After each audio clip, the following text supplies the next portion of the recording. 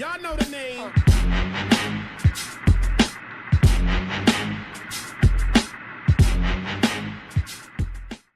What's going on, guys? My name's Martinho and welcome back to Football Manager 2017.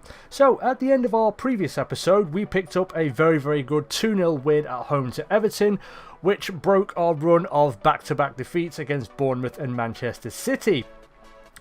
But there's been quite a gap between that game and today's live-com game, which is against Chelsea. Near enough a month, because it's like the 23rd of September and that game happened on, I think it was the 27th of August, so near enough a month has passed now and there's quite a bit to get through, so let's just jump straight into it. And we're going to start with the transfers. So transfer deadline day was one of the things that happened in between episodes, and one of the guys I was looking at was Danny Ings, as I mentioned in the last outing.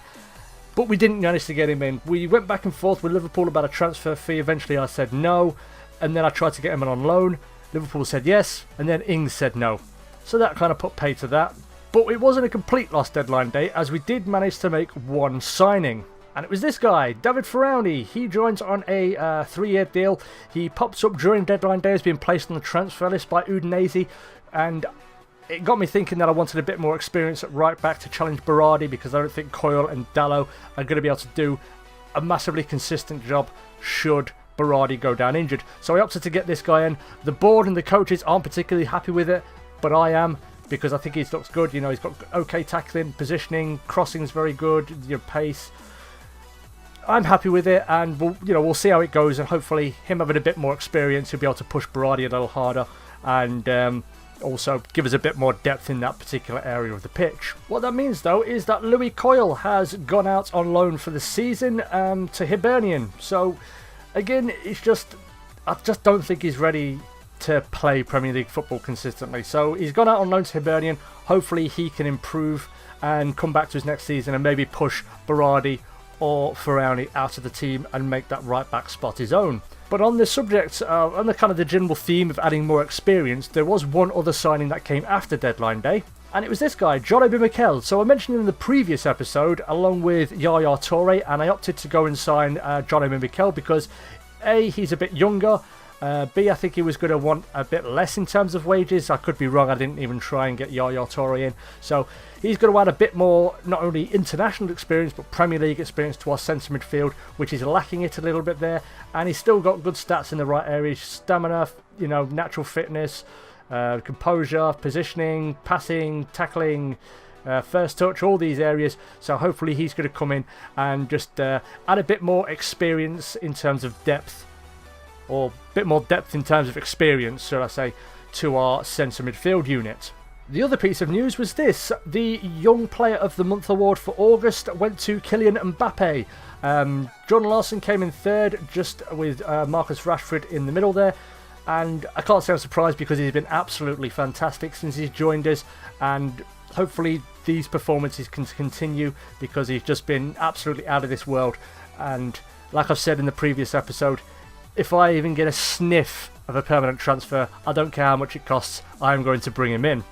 Onto the international front though, because there was an international break between the Everton game and between the last episode and this episode, and England didn't do too well. They started off well though, with a 3-0 win over Scotland at Wembley, and then it just kind of went pear-shaped as they went away to Slovakia and managed to lose by 1-0. Callum Chambers getting himself sent off. Naughty. But what it does do is it sets up quite an interesting end to the qualifying campaign. England face Malta and Slovenia plays Lithuania away. So if Slovenia and England win those games, it'll mean that there's a point separating England and Slovenia, with them due to play each other as the last game in the qualifying. So it could be a fun game. It might be something I'll watch. I'm not sure at the moment, but it could be interesting to watch. We'll see what happens when all the first games shake out. Back to ourselves though, and we've got our youth facilities upgraded. That little job has been completed. It started in May, it finished in September, so hopefully what that's going to mean is that we're going to get a nice intake of very good quality young players in February, I think it is, because the last one was March and I think it's a little bit earlier. It's in February this time. for 2018. So I'm hopeful. I may need to go and get a better head of youth development just to maximise this upgrade. So that's something I probably am going to be looking at. What we're going to do now, though, is move on to the highlights of the 3 games that happened between the last episode up to now. So we started off a very, very good 2-0 win over Hull City. Kylian Mbappe got the opener with just over 20 minutes gone. And then a few minutes later, Jordan Larsson popped up with another goal. So again, these two have absolutely hit the ground running. I couldn't be happy with these two. I wasn't expecting it, but I'm very, very happy. And it was good to get a win against Hull City away, because along with 2 other teams, Swansea and QPR, Hull City were believed to be the teams that we'd be battling against in terms of relegation. The next one, however, saw us run out 4-3 winners over QPR in an absolute barnstormer. So Lualawa bagged the opener with about 12 minutes gone, and yeah, I was fearing the worst at this point, being away from home, but we're a different team than we were last season, and Kylian Mbappe is a much different player to the ones we had last season, as he popped up once again to put us level. But we weren't there very long, as Cherry put QPR back ahead with about 10 minutes of the half left, and the half ended that way with QPR leading by 2-1. But near enough straight after the restart, Lewis Shaw popped up with a goal. I think it was his 3rd goal of the season, to get us level once again. And again, we couldn't hold it, as Akpom popped up with a cheeky near post header, which I'm really annoyed. Silvestri's positioning was terrible for that. So we were back to being behind again by 3-2. But their lead didn't last very long, as Chris Wood popped up with his 3rd goal of the season to put us level. And then in the dying minutes, Conor Hurricane started a brilliant move, and that culminated in Jordan Larsson's through ball, finding him once again, and he fired into the bottom corner to give us a very, very good 4-3 win away to QPR. So it's good that we're getting wins away from home. Hurricane for that goal and the assist he also bagged during the game. He got man of the match for that performance. So he's very, very much starting to settle in and bed into that role there that I've got him playing in. What that does in terms of the league, though, it means we sit 4th after 6 games. So we're proving people wrong again. Everybody said, you know, the media and so forth, they said we wouldn't get anywhere near promotion last season, but we did. And now we're sitting up here in the nosebleeds in 4th position, just behind Newcastle and 4 points off the top of the table, which is good. However, I'm under no illusions. We're probably not going to be there all season, but it's going to be nice while it lasts. Attention then turned to the League Cup. So, as I mentioned in the last episode, we drew Aston Villa and we played them at home, and we started pretty well. Federico Ricci got his 1st goal for the club with a nice drive, first-time shot from distance, which the keeper probably should have saved, being perfectly honest.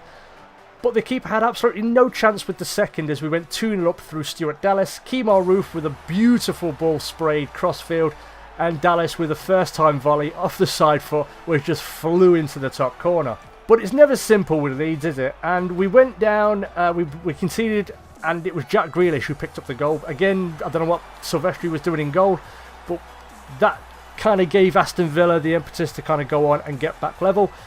And on the hour mark, they did.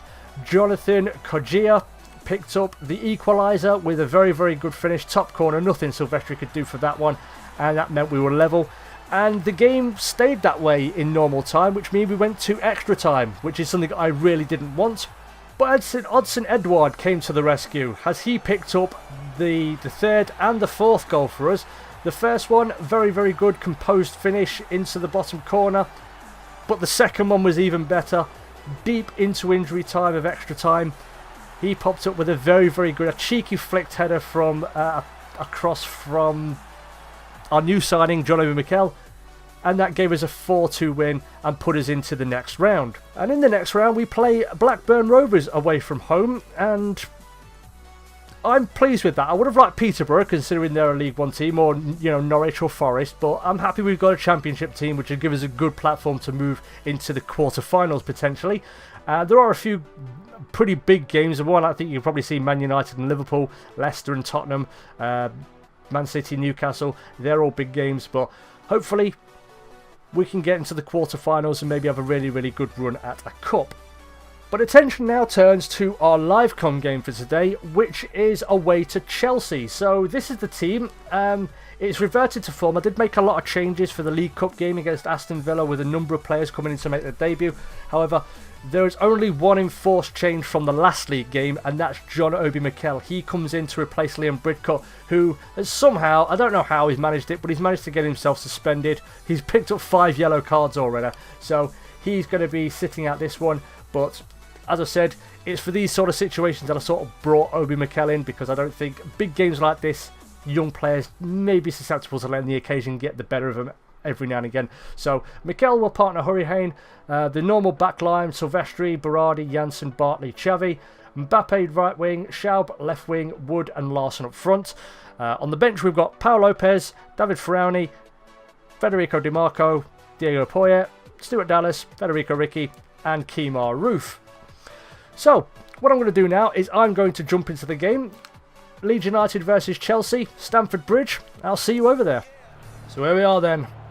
Leeds United versus Chelsea, Stamford Bridge. And I'm confident. I'm quite confident going into this. We've been on a good run of form as Chelsea get us kicked off. But it's going to be a struggle with players like Eden Hazard on show. Here's Oscar. Willian. Mario with the cross and Silvestri collects it. Good and son. Okay, so here's the first proper highlight of the game with Laporta, and he's had his pocket picked by Larson. Larson cuts inside with a shot, and it's well wide of the mark. Ooh. So another highlight. It's been relatively quiet opening to the half. Here's Wood. Mikel against his former club. Larson, can he get a cross in? Oh, and it's... Ooh, what happened there? Ooh, that was close. Yeah, we got another highlight straight afterwards. So here's Luis. Willian with Xavi shadowing him. Inside to Oscar. Fabregas. Finds Correa. He's, I think he was signed last season for quite a large fee. Here's Hazard, the danger man. Oscar, Willian. And it's off the post. Oh, good save from Silvestre. And we've just survived. So there's half time, and we've not done too badly. It's been a relatively quiet game. They've hit the post. We've had a chance where it might have hit the post, Larson's, at the left-hand post. But overall, I'm relatively happy. We've not been found wanting. We've not been torn apart. We've not been right under the cosh for all of it. We've managed to get out of half and influence the game at the other end of the field. So I'm just going to tell them just to keep it going. Just keep going. We can still win today. We might just give the midfielders a little bit of a pep talk. And we're gonna have a talk to... Well, Mbappe's not having a brilliant game. Neither's Hurricane and Larson and Wood. But there's still time. I'm confident. I'm not going to make any changes yet. If things haven't changed at the hour mark and they haven't improved in terms of the rating, I may make changes. But at the moment, we'll see, because I definitely feel an upset's on the cards here, given the way we started the game. And it's going to be us to get things kicked off. Hopefully a nice rare opening highlight of someone's... No, okay, fair enough. Okay then, so the first proper highlight with 10 minutes of the half left. Here's Luis. A long ball forward looking for Willian. Comes back to Conte. Oscar. And Bartley cuts it out well. Here's Mikel against his former club. Hurricane with a lovely ball over the top for Jordan Larson. Can he put it ahead? He can! Come on, Jordan Larson! His 5th goal of the season. And we lead 1-0 against the Cockney scumbag to Chelsea. Here's Hurricane with a brilliant ball over the top. He loves spraying them. A little bit of a hint of offside, but I think Aspilicueta kept him on. And Larson, cool as a cucumber. With Begovic closing in. Just tucks it bottom corner.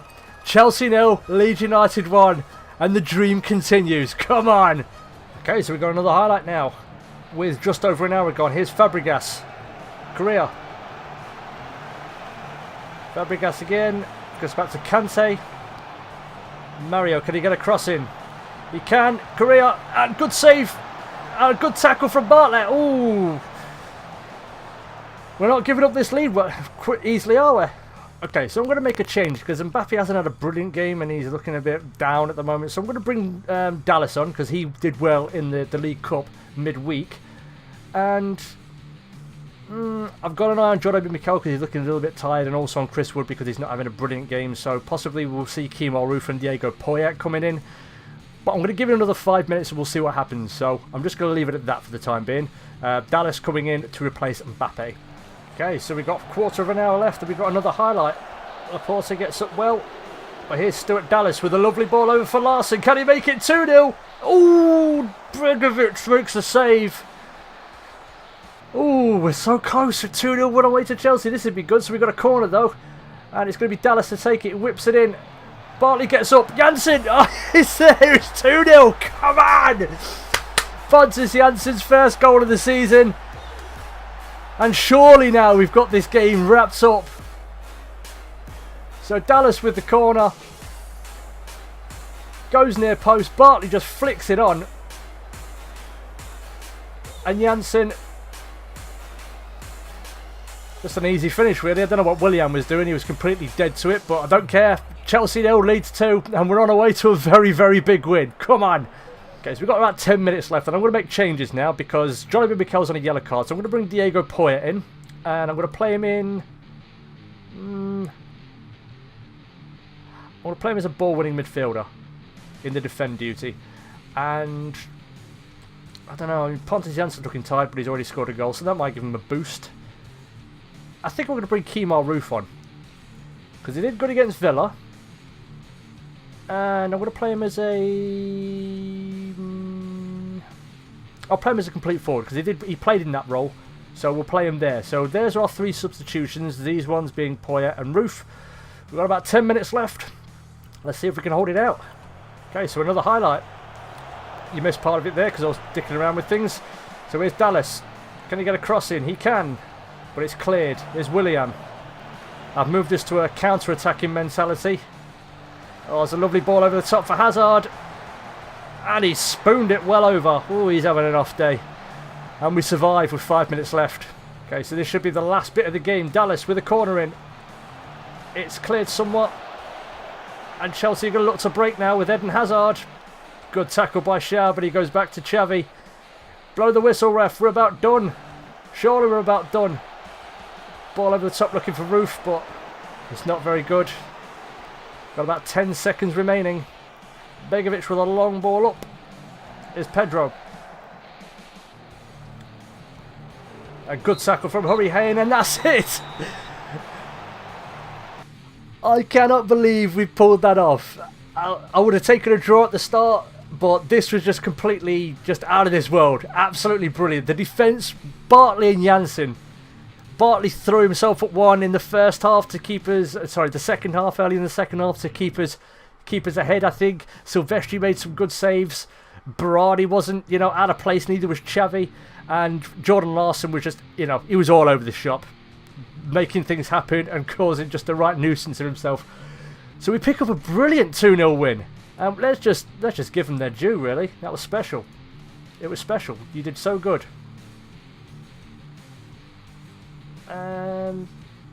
You impressed me out there, as did you guys.